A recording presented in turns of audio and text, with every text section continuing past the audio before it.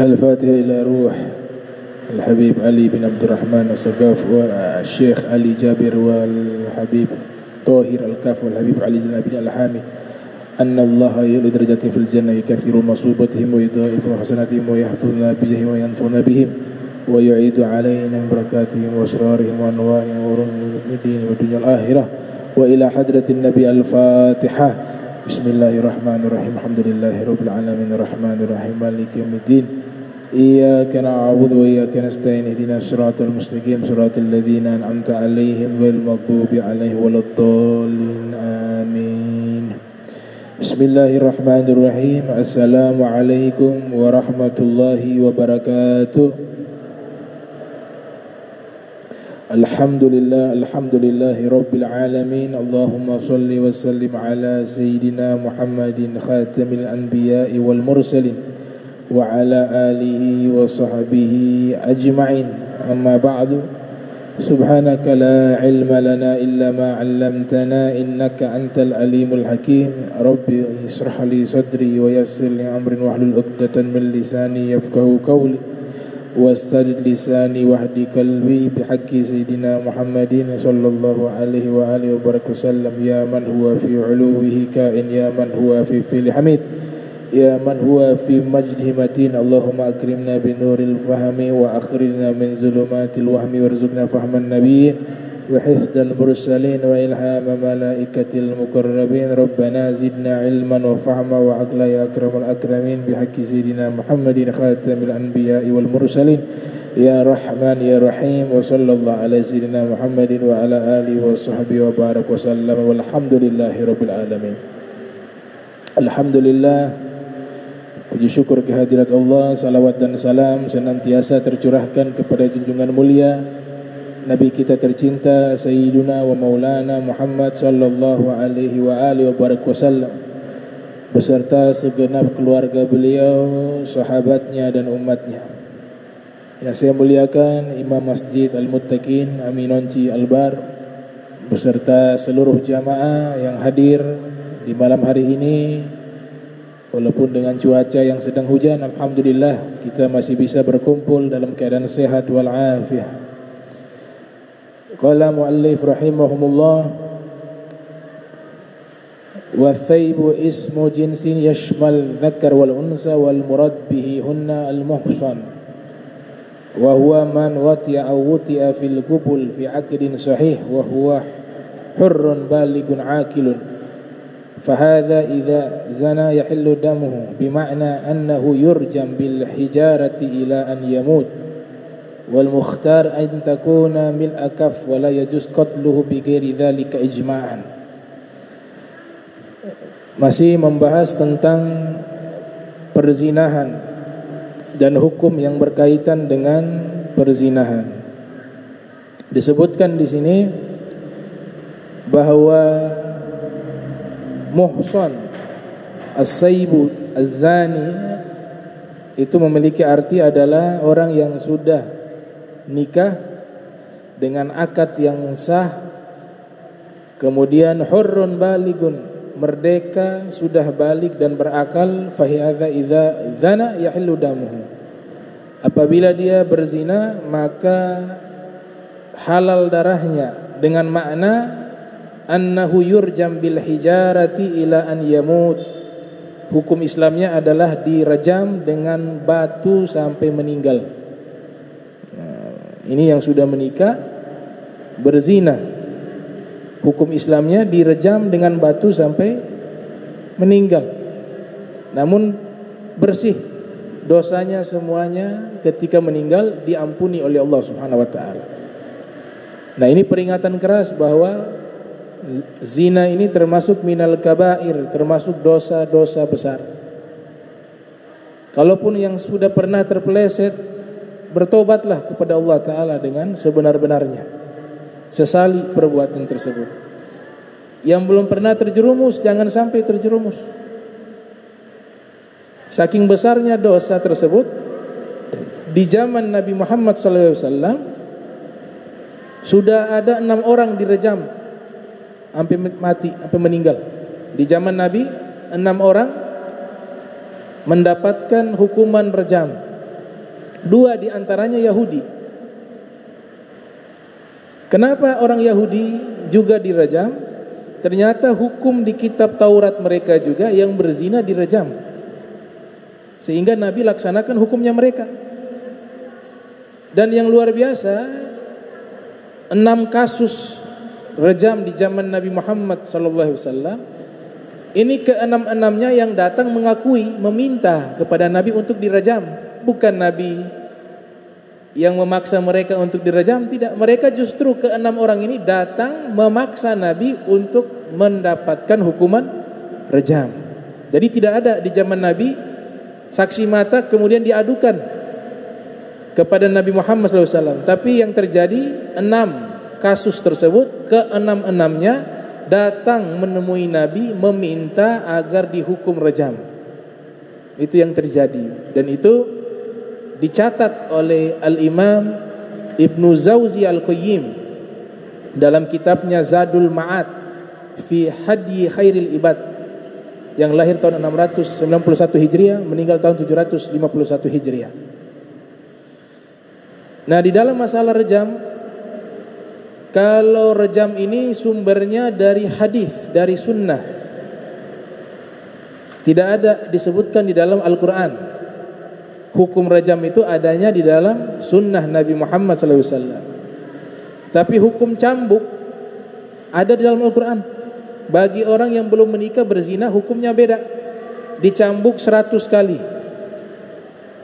Itu disebutkan di surat An-Nur, Az-zaniyah wazani, penzina perempuan dan penzina laki-laki, fajlidu, cambuklah.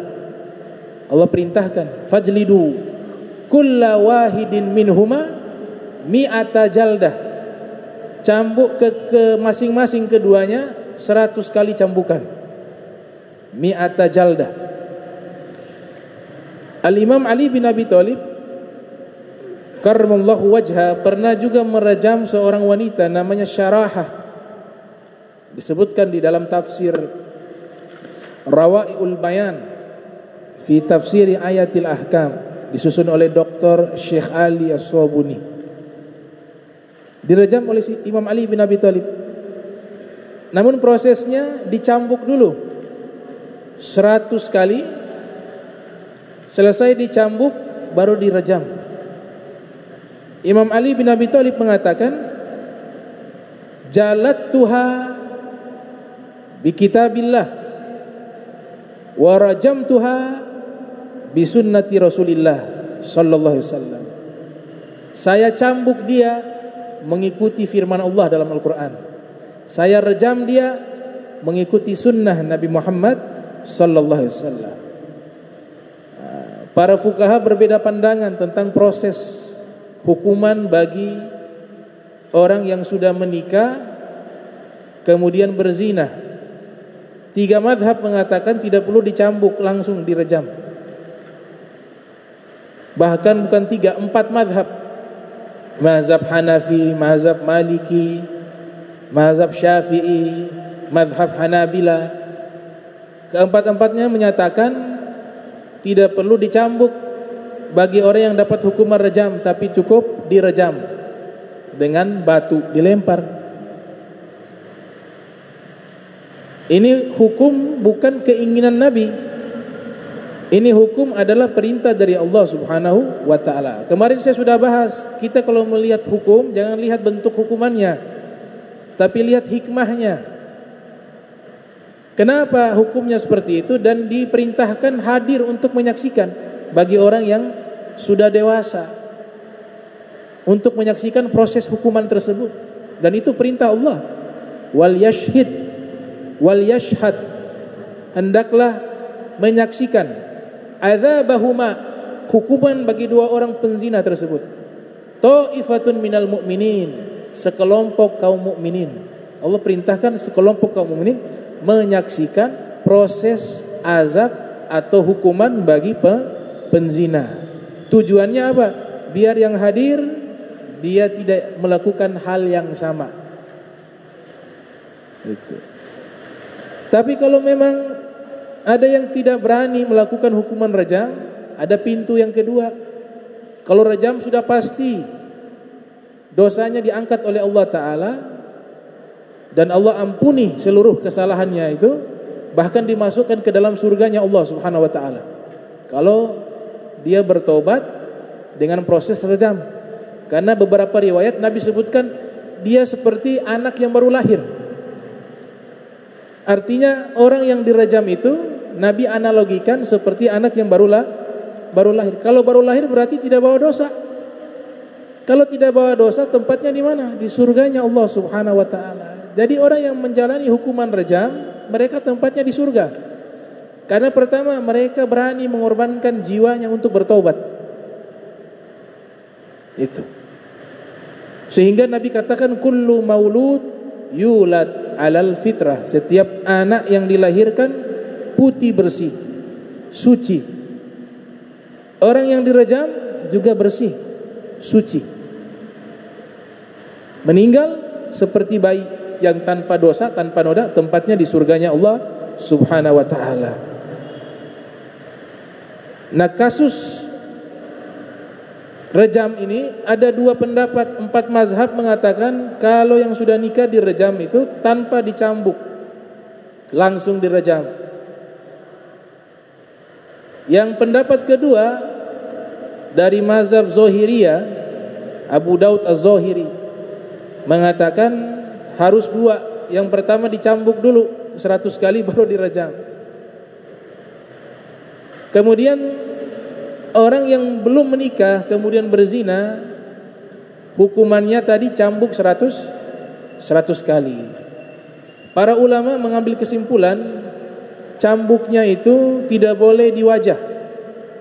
Hukuman cambuk bagi penzina yang belum menikah itu dicambuk 100 kali.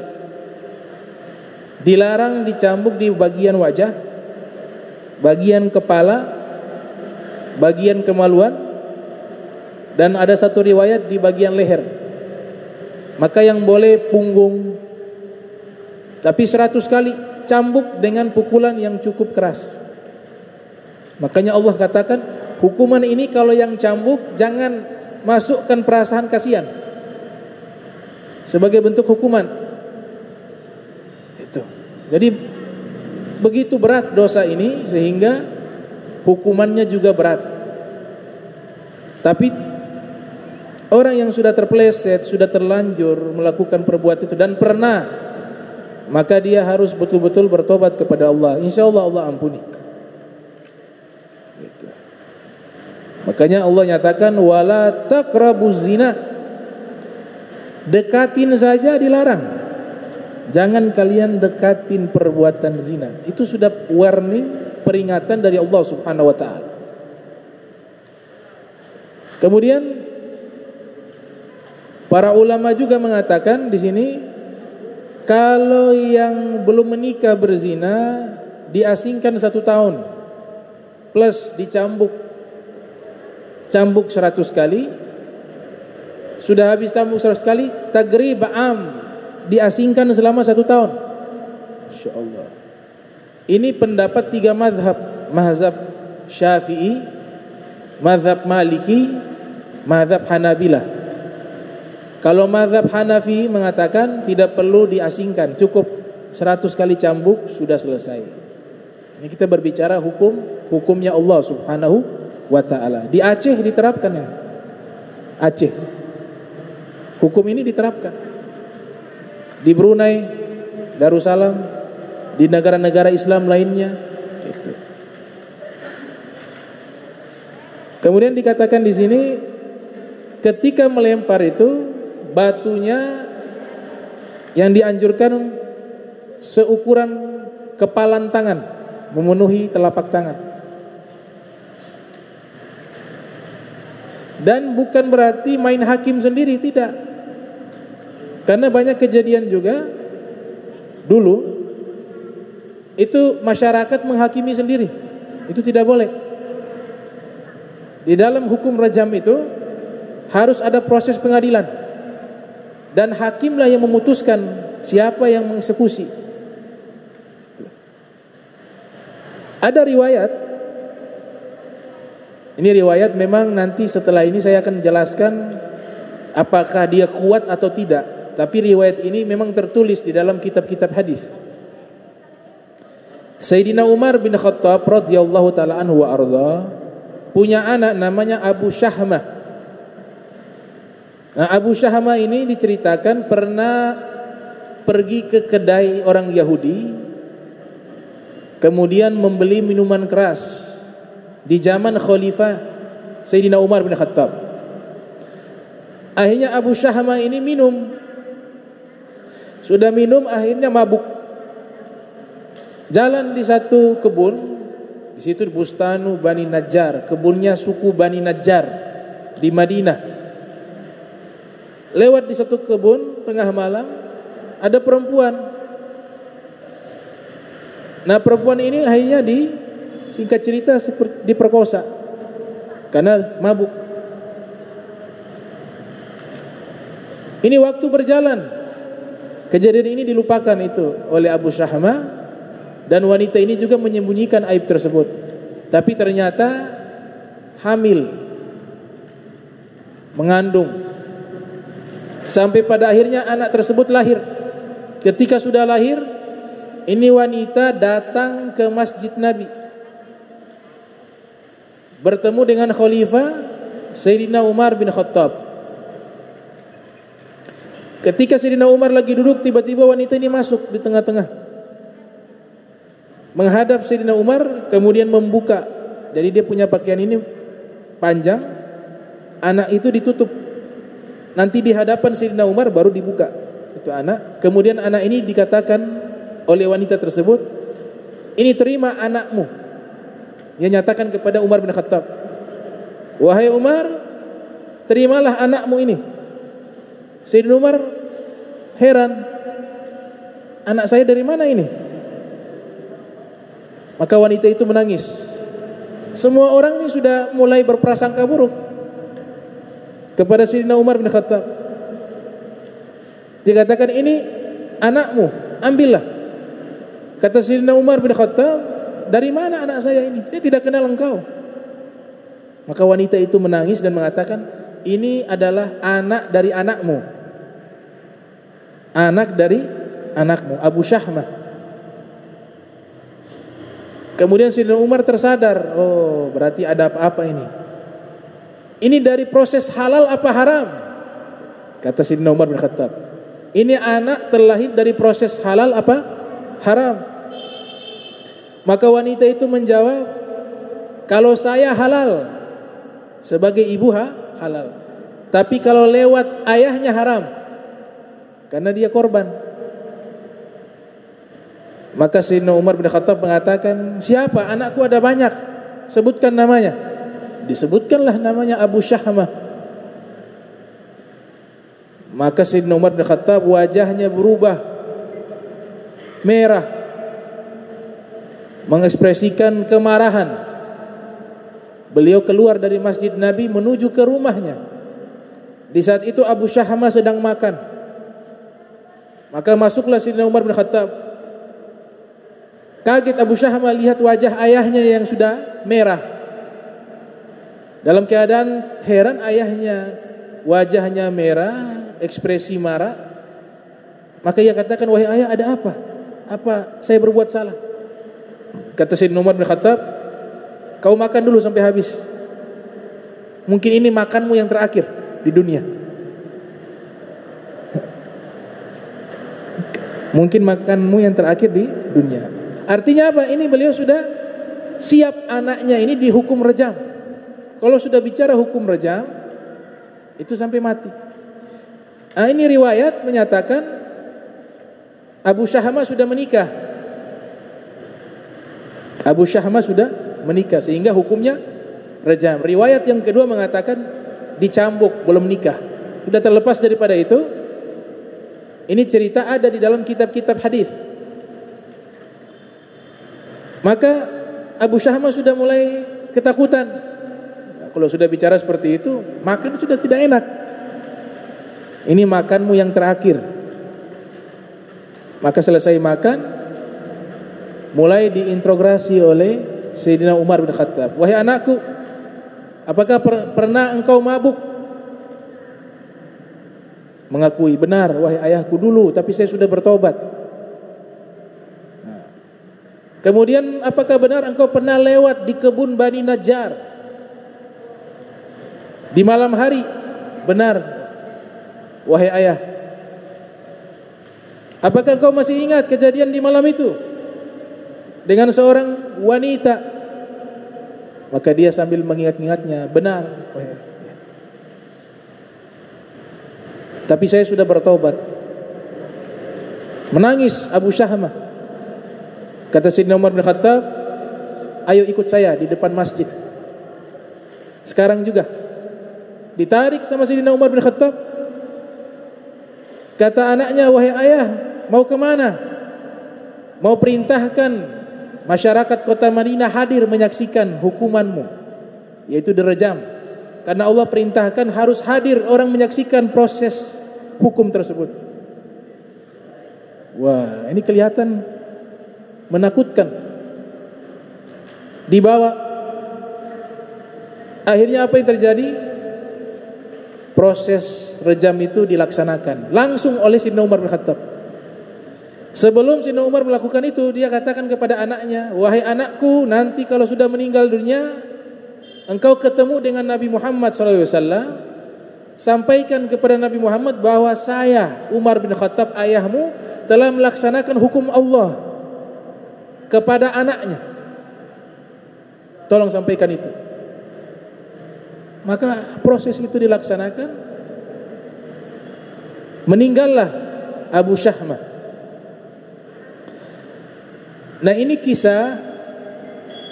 kisah menurut para ulama hadis memang kisah palsu.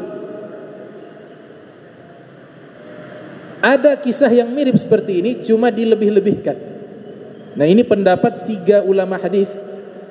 Yang pertama Ibnu Zawzi Al-Bughdadi, lahir tahun 510 Hijriah, meninggal 597 Hijriah. Dalam kitabnya Al-Mawdu'at, nah, kitab beliau itu kumpulan hadis-hadis palsu. Menurut Ibnu Zawzi, riwayat tersebut palsu. Kemudian menurut Al-Imam As-Suyuti, lahir 849 Hijriah, meninggal 911 Hijriah, juga mengatakan riwayat tersebut palsu. Kemudian menurut Imam Az-Zahabi, bahwa riwayat ini adalah riwayat yang ingin menjatuhkan Sayyidina Umar bin Khattab, dan mengatakan ini riwayat berita yang diada-adakan menurut Imam Zahabi, yang lahir 673 Hijriah, meninggal 748 Hijriah. Mereka sepakat bahwa maudhu' ini adalah riwayat yang maudhu'. Wal kadhibul mukhtalaqul maudhu'u wa kadhibul mukhtalaqul masnu'u 'alan nabi fadzalikal maudhu'u. Setiap riwayat yang dipalsukan atas nama nabi atau dinisbatkan kepada sahabat, maka dinamakan maudhu', hadis palsu. Namun ada riwayat yang dianggap kuat, tokohnya sama, Abu Syahmah juga, tidak sampai ke zina tapi mabuk. Ini yang riwayat yang kuat. Jadi namanya Abu Syahmah, nama aslinya Abdurrahman Awsat, cuma panggilnya Abu Syahmah. Jadi ceritanya beliau ke Mesir. Sampai ke Mesir, ada ikut peperangan, ada jihad fisabilillah. Kemudian ketika tiba di Mesir, beliau lewat di pasar, lihat ada satu toko, masuk di situ. Ada disediakan minuman anggur, bukan khamar, anggur yang belum menjadi khamar menurut beliau. Karena nanti kan ada perubahan zat dari anggur, cairannya nanti diproses, dibiarkan. Ketika dia anggur, cairannya halal, tapi kalau sudah berubah jadi khamar, haram. Nanti dibiarkan dia berubah dengan sendirinya jadi cuka, halal. Nah, itu. Jadi ada 3 proses. Anggur hukumnya halal. Cairannya diproses jadi minuman yang belum memabukkan, halal. Makanya ada minuman anggur, jus anggur ada. Bukan anggur yang miras. Kalau miras sudah dia berubah, itu alkohol, haram. Tapi dasarnya anggur itu halal. Proses menjadi khamar haram. Ketika jadi khamar haram, kita biarkan tanpa dicampur dengan zat kimia, dibiarkan dengan sendirinya, dia berubah jadi cuka, halal. Itu anggur. Nah, ini Abu Syahma beli minuman, tujuannya minuman anggur, bukan khamar. Minumlah itu minuman, tidak tahu yang punya orang Yahudi. Ternyata selesai minum mabuk, jalan sudah miring kanan kiri. Wah, ini sudah khamar, sudah bukan anggur. Beliau datangi gubernur Mesir pada waktu itu, Ammar bin As. Dia sampaikan kepada Ammar bin As, wahai Ammar bin As, tolong hukum saya cambuk. Kalau khamar itu dicambuk 40 kali. Di zaman Sayyidina Umar ditambah 40 lagi, 80 kali. Cambuk 80 kali. Maka dicambuklah. Ammar bin As cambuk, kemudian dikatakan oleh Abu Syahma, kalau cambuk saya jangan di tempat tersembunyi, di depan orang biar tahu. Karena tadi hukuman seperti ini disuruh disaksikan. Ammar bin As tidak enak, ini khalifah, anaknya khalifah. Bagaimana ini? Sudah saya cambuk tapi di tempat tertutup saja, gak apa-apa. Dicambuk 80 kali.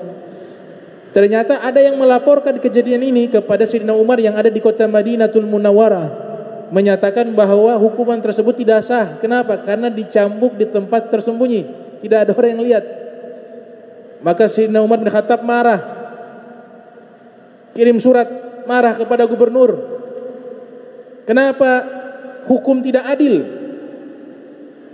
Walaupun dia anak saya, dia salah, harus dihukum dengan yang sama. Suruh dia pulang ke Madinah, biar saya sendiri yang hukum dia. Itu Sayyidina Umar bin Khattab radhiyallahu taala anhu arda. Maka Abu Syahma pun dikirim ke Madinatul Munawwarah. Yang eksekusi langsung cambuk itu Sayyidina Umar bin Khattab. Di riwayat yang lain disebutkan sebagian dikasih Imam Ali yang cambuk, sebagiannya beliau. 80 kali dicambuk. Ketika sudah dicambuk 80 kali, nah ini riwayat dijelaskan, beberapa hari kemudian meninggal dunia Abu Syahma. Cuma ulama hadis mengatakan beliau meninggalnya bukan karena cambuk, tapi memang ada sakit dan memang sudah ajal. Nah ini riwayat yang benar. Tapi yang tadi menurut para ulama hadis palsu, yang sampai ke perzinahan itu. Dan hukum dalam Islam tidak pandang bulu, siapapun dia yang bersalah, hukum itu ditegakkan. Ada riwayat, ada seorang wanita dari Bani Makhzum, ada satu suku namanya Bani Makhzum. Bani Makhzum ini suku yang terhormat, suku orang terhormat, namanya Bani Makhzum, orang terpandang, ningrat. Ada salah seorang wanita mencuri dari Bani Makhzum, maka berita ini masuk ke pengadilan, mau dihukum ini wanita di zaman Nabi Muhammad SAW.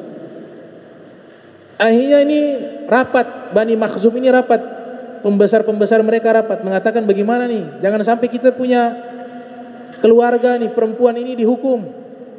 Karena hukumnya apa kalau mencuri? Potong tangan. Wasariku wasariqatu faqta'u aydiyahum. Al-Quran. Pencuri laki-laki dan pencuri perempuan, potonglah tangan keduanya. Tapi di sini ada penjelasan, ada caranya, bukan asal main potong.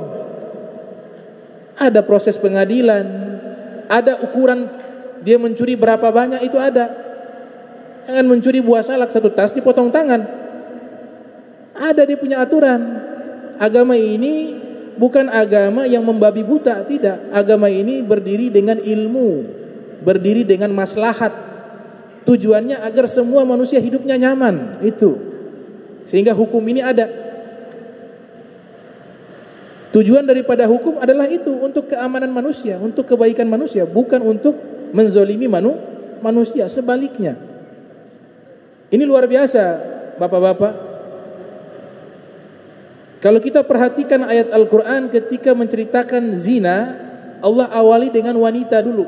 Az-zaniyah wazani fajlidu kulla wahidin minhuma mi'ata jaldah. Penzina perempuan dan penzina laki-laki, cambuklah mereka 100 kali. Kalau bicara pencuri, Allah sebutkan laki-laki dulu.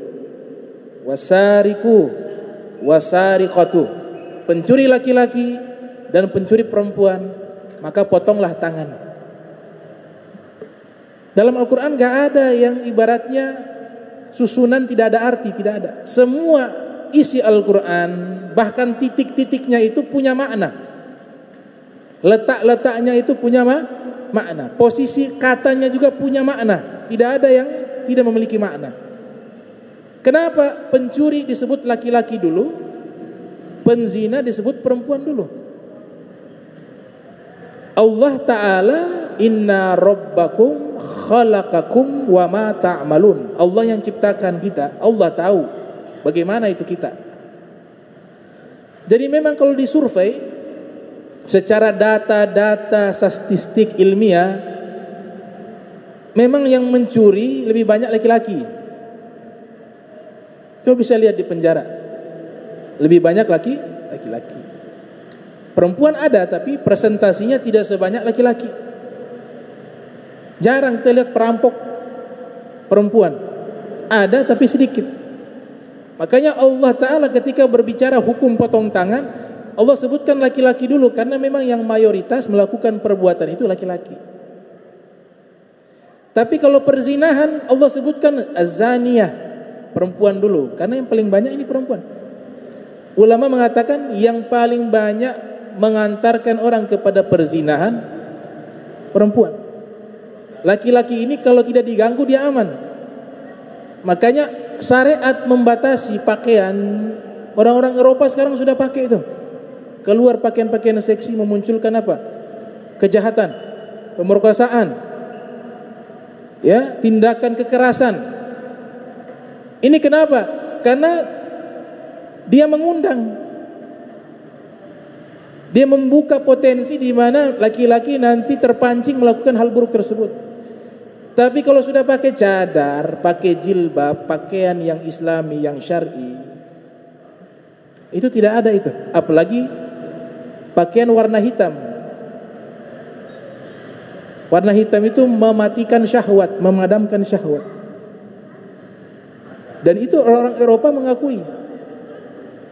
Dan ini bukan budaya tapi syariat. Bukan budaya tapi syariat. Kalau budaya disebutkan dalam Al-Quran, zaman dahulu mereka banyak menggunakan pakaian dadanya terbuka. Islam datang disuruh tutup.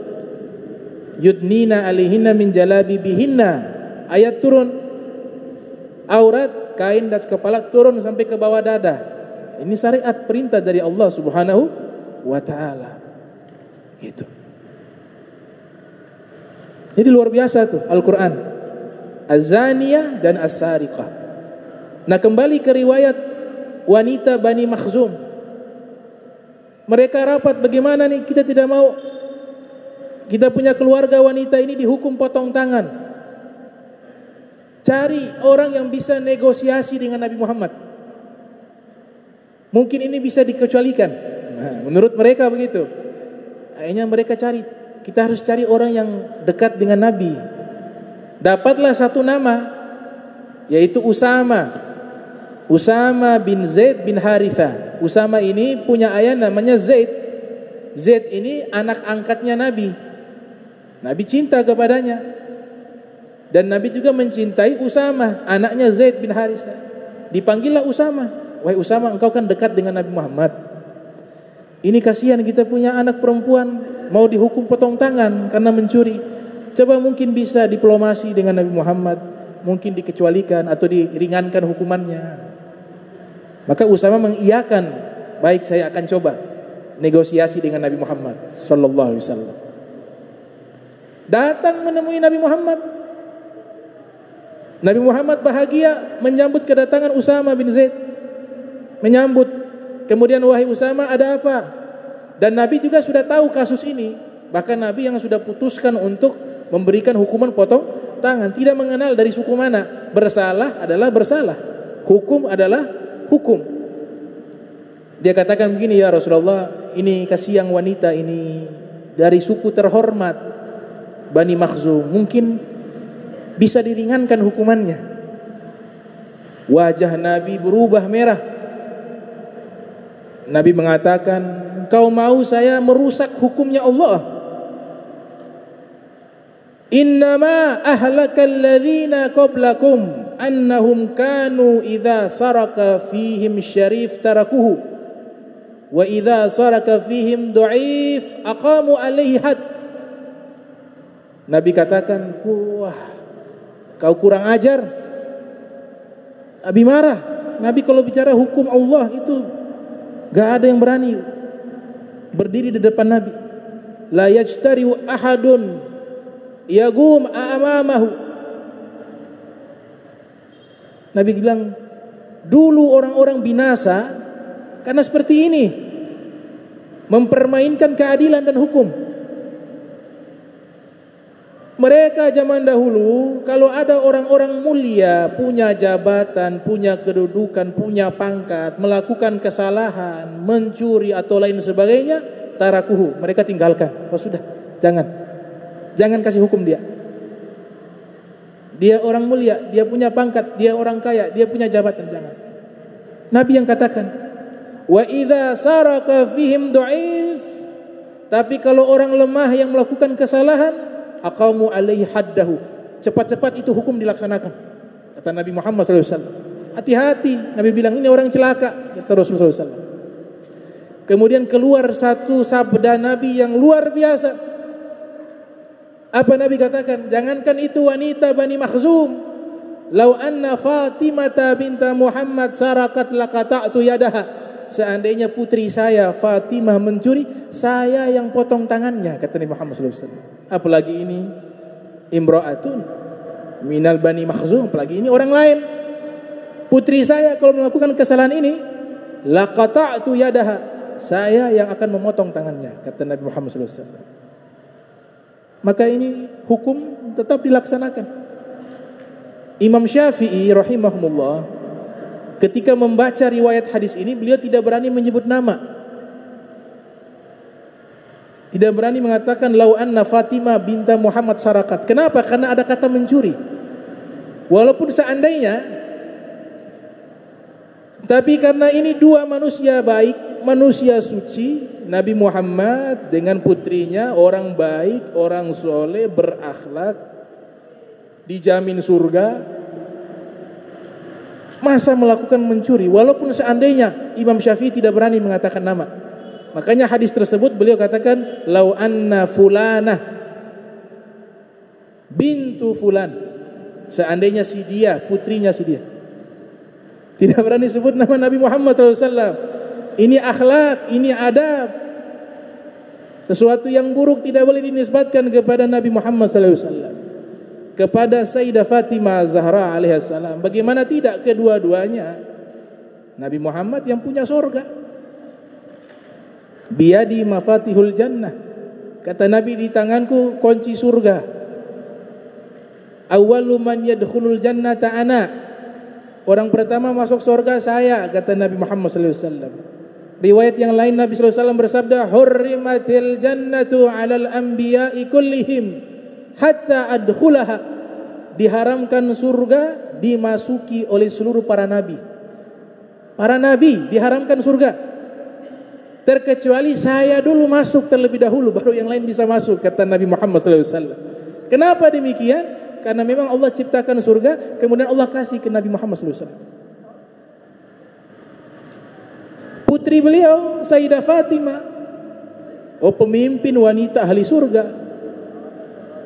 Kata Nabi kita sallallahu alaihi wasallam, hadis sahih diriwayatkan oleh Imam Bukhari dalam sahihnya, Fatimah sayyidatun nisa'i ahlil jannah, kata Nabi. Putriku Sayyidah Fatimah pemimpin wanita ahli surga, kata Nabi sallallahu alaihi wasallam. Riwayat yang lain Nabi bersabda, khairun nisa'il alamin arba. Sebaik-baiknya wanita di alam jagat raya ini 4 orang. Fatimah bintu Muhammad, Fatimah putrinya Nabi Muhammad. Khadijah bintu Khuwailid, Khadijah bintu Khuwailid istrinya Nabi sallallahu alaihi wasallam. Maryam binti Imran, ibundanya Nabi Isa, Sayyidah Maryam. Kemudian yang keempat adalah Imra'atu Fir'aun, istrinya Fir'aun, Asiyah bintu Muzahim. Ini wanita terbaik, suci. Sayyidah Maryam suci, Sayyidah Asiyah suci, belum disentuh, bersih, suci, masih gadis. Sampai di surga Allah nikahkan dengan Nabi Muhammad SAW, disediakan untuk Rasulullah SAW. Itu disebutkan Asiyah bintu Muzahim, istrinya Fir'aun. Mohon maaf, ini diceritakan di dalam kitab sejarah. Tiap kali Fir'aun ingin menggauli Asiyah, Asiyah sudah mukminah, beriman kepada Nabi Musa dengan ajaran Nabi Musa, karena beliau yang merawat Nabi Musa. Nabi bersabda, innallaha zawwazani fil jannati Maryam binti Imran wa Asiyah binti Muzahim wa ukhta Musa. Di dalam surga nanti Allah nikahkan saya Nabi Muhammad dengan Maryam binti Imran, Asiyah binti Muzahim, dan saudari perempuannya Nabi Musa namanya Kulthum. Dijaga oleh Allah karena disediakan untuk Nabi Muhammad SAW. Gak boleh dikotori oleh orang-orang yang kotor, disterilkan oleh Allah Ta'ala. Jadi ceritakan ketika Fir'aun ingin menggauli istrinya Asiyah, waktu ada hasrat demikian, turun zakarnya. Muncul hasrat, turun lagi hasilnya. Hanya sampai meninggal dunia belum disentuh. Allah jaga. Karena ini wanita mukminah, waliyah. Sayyidah Maryam lebih hebat lagi. Punya anak tidak ada bapak. Punya anak tidak ada bapak. Nabi Adam lebih hebat, kata Imam Ali. Kalau Sayyidah Maryam melahirkan Nabi Isa, Nabi Isa tanpa ada ayah. Makanya Isa ibnu Maryam, Isa putranya Maryam. Tapi Nabi Adam lebih hebat. Coba cari binnya Adam. Adam bin siapa? Tidak ada. Tidak ada bapak, tidak ada ibu. Allah ciptakan langsung. Nah, Sayyidah Maryam ini luar biasa ini. Al-Imam Ja'far Shadiq mengatakan arti dari Maryam itu adalah khadimatur Rabb, pelayannya Allah. Karena ketika masih kandungan ibunya namanya Hana, Sayyidah Hana ibunya. Sudah nazar. Ya Allah, inni nazartu, saya bernazar kepadamu ya Allah, ini anak yang ada di perutku saya serahkan sepenuhnya untuk ibadah kepadamu, berkhidmah di tempat sucimu. Jadi sudah dinazarkan anaknya ini menjadi seorang penjaga Baitul Maqdis. Dari lahir, sebelum lahir sudah nazar, diserahkan sampai meninggal dunia. Tugasnya hanya menjaga Baitul Maqdis dan berkhidmah kepada Allah, beribadah kepada Allah, sehingga diberikan nama Maryam. Artinya khadimatur Rabb, pelayan Allah Subhanahu wa taala. Itu penjelasan Al-Imam Ja'far Shadiq bin Muhammad Al-Baqir dalam kitab Mu'jam Mufradati Al-Fadhil Quran yang disusun oleh Al-Imam Ar-Raghib Al-Asbahani rahimahumullah. Ibadah dibuat mihrab khusus, tempat ibadah. Mihrab satu tempat ibadah, dari luar dikunci sama Zakaria. Ada yang mengatakan Zakaria ini adalah Nabi Zakaria. Ada sebagian ulama mengatakan enggak, ini Zakaria yang berbeda. Itu ada khilaf di kalangan para ahli tafsir. Tapi yang pasti dikunci. Nah, yang tugas membawa makanan adalah Nabi Zakaria. Dibawa makanan. Kuncinya di tangan Nabi Zakaria. Dibuka itu mihrab. Masuk. Heran Nabi Zakaria. Ternyata di dalam mihrab itu sudah penuh dengan makanan. Tanya, Maryam, ini dari mana makanan? Qalat huwa min indillah. Ini dari sisi Allah. Inna Allah yarzuqu may yasha'u bighairi hisab. Kalau Allah berikan rizki kepada hambanya yang ia cintai tanpa perhitungan. Makanya peristiwa ini Allah abadikan dalam Al-Quran. Kullama dakhala 'alaiha Zakaria mihraba wajada indaha rizqa qala ya Maryam anna laki hadha qalat huwa min indillah inna Allah yarzuqu may yasha bighairi hisab. Tiap kali Zakaria masuk pakai kata kullama, bukan sekali kejadian, sering kali terjadi. Kullama dakhala alaihi Zakaria mihraba wajada indaha rizqa. Tiap kali masuk sudah ada makanan. Maryam, ini makanan dari mana? Dari Allah. Allah kalau memberikan rezeki kepada hambanya yang ia cintai tanpa ada perhitungan. Nabi Zakaria heran. Al-Imam Al-Hafiz Ismail bin Umar bin Kathir yang lahir tahun 700 Hijriah, meninggal tahun 774 Hijriah, dalam kitab tafsirnya, Tafsir Al-Quranil Azim, beliau menafsirkan ayat tersebut mengatakan yang membuat Nabi Zakaria tambah heran, bertambah bingung, itu masalah fawakih. Apa fawakih? Buah-buahan. Ketika beliau masuk di musim panas, itu buah-buahan yang tidak pernah tumbuh di musim panas ada di dalam. Ketika masuk di musim dingin, buah-buah yang ada tidak pernah tumbuh di musim dingin, justru di musim panas. Dia kontradiksi dengan musim.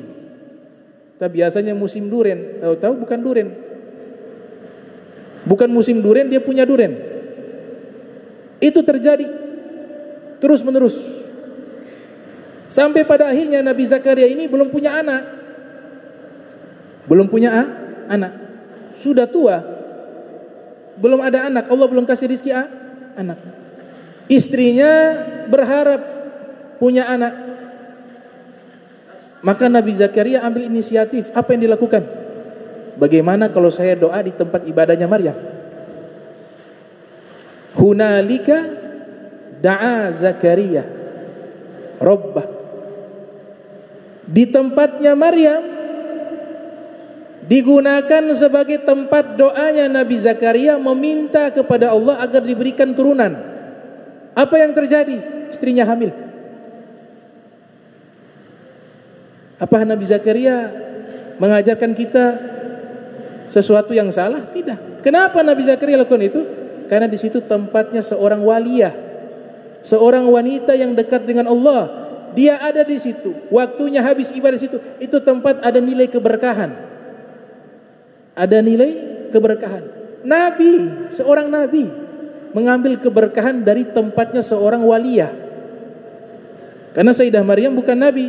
Kesepakatan para ulama tidak ada nabi perempuan. Hanya ada di zaman sekarang di Indonesia ada nabi perempuan. Ya, hanya ada di Indonesia. Makanya zaman dahulu memang ada, di zaman awal-awal masa Sayyidina Abu Bakar Siddiq ada memang wanita yang mengaku seorang nabi, cuma jarang.